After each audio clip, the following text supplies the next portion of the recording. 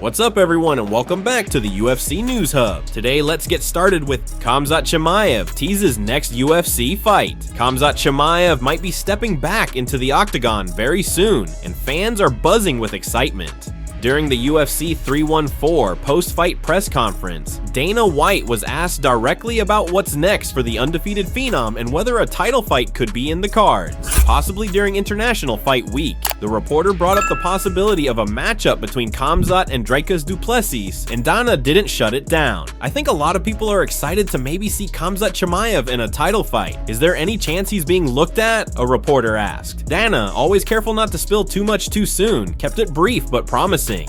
That would be fun. Tuesday, Dana White said, hinting that decisions are being made behind the scenes and updates could come very soon. Now here's where things got even more interesting, because not long after Dana's comment, Khamzat himself took to social media. On X, formerly Twitter, he dropped a short but powerful post that simply said, "Good news." Khamzat Chimaev said, "No context, no details. Just those two words." And that was enough to set the MMA community on fire with speculation. Fans are now connecting the dots and wondering if the good news is tied directly to Dana's vague but hopeful remarks. Could it be that Khamzat has already been told who he's fighting next?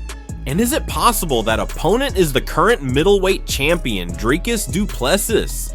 A fight between Khamzat and DDP would be a massive event. Two elite, unbeaten powerhouses clashing with a title on the line during International Fight Week would be a perfect storm. Chimaev has been one of the most feared rising stars in the UFC, and despite some long gaps between fights due to injuries and matchmaking issues, his fan base has only grown stronger. Pairing him with a champion like du Plessis, who's also looking to solidify his status, would give fans one of the most anticipated fights of the year. We don't have official confirmation yet, but all signs are pointing to something big in the works. And if Khamzat's cryptic post is any indication, we might be getting that announcement very soon. So what do you think? Would you be hyped for Khamzat Chimaev versus Dricus du Plessis? Before we continue, subscribe and click the bell icon to help support the channel. Paddy Pimblett reveals why he didn't call out Ilia Topuria after UFC 314. After UFC 314, everyone was waiting for one thing, Paddy Pimblett to finally call out Ilia Topuria. The beef between the two fighters has been well documented, and fans expected Paddy to take that moment after his big win to ignite the rivalry once more. But to everyone's surprise, after stopping Michael Chandler in dramatic fashion, Paddy didn't even mention Topuria's name. Instead, he name-dropped big contenders like Justin Gaethje, Dustin Poirier, and Charles Oliveira as potential next opponents. Ilia, not a word. That silence had fans scratching their heads. Later, during the post-fight press conference, Paddy was asked directly why he didn't mention Topuria. The answer, simple. He forgot. Be honest, I forgot about him. I forgot all about him, or I would have mentioned him in the cage. You know what I mean? I don't call him Unsanitizer Boy anymore. He's now it. But as I say, I literally forgot all about him. That's how relevant he is. I'm ranked higher than he is at lightweight, Paddy said. He didn't stop there. Paddy also made it clear he'd love to face Topuria at 155 pounds if the opportunity ever comes up, but he believes Ilia is just sitting around waiting for a title shot.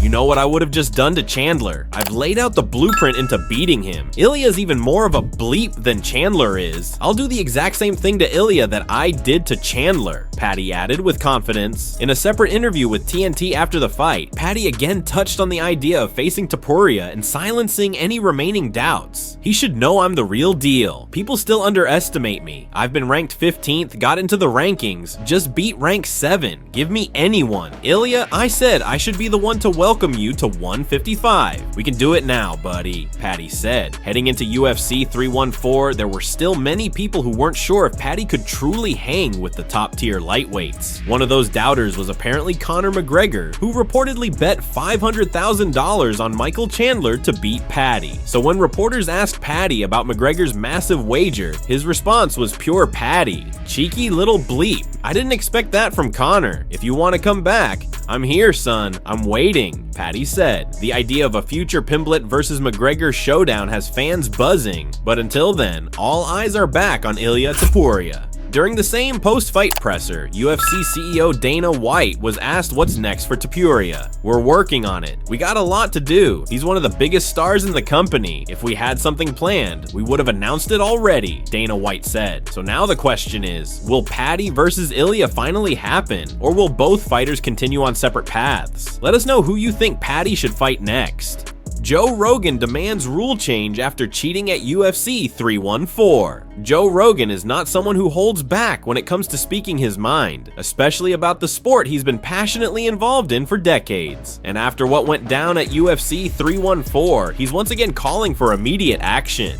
During the event, Rogan zeroed in on a fight that stirred up some serious controversy: Yang Xiaonan versus Virna Jandiroba. In the final round, something happened that's unfortunately become far too common in MMA. Yang grabbed the fence while Jandiroba was going in for a takedown, even though Jandiroba still managed to complete the takedown and finish the round on top. The illegal move didn't go unnoticed. Joe didn't hesitate to call it out on commentary. Joe Rogan said, "Blatant long holding, clearly cheating, 1 point every time. They should change the rules. 1 point every time there's a fence grab, and 1 point every time there's an eye poke." That wasn't just a passing remark, it was a firm demand for change. Rogan has long believed that without strict penalties, fighters are essentially being encouraged to cheat in the heat of the moment. And this wasn't an isolated incident. Earlier in the night, another situation had Rogan just as fired up. Paddy Pimblett was accused of grabbing the fence when Michael Chandler lifted him for a takedown. Again, Rogan called it out right then and there. These repeated fouls, he argues, are becoming too common, and fighters know they can usually get away with it with just a warning or a brief timeout.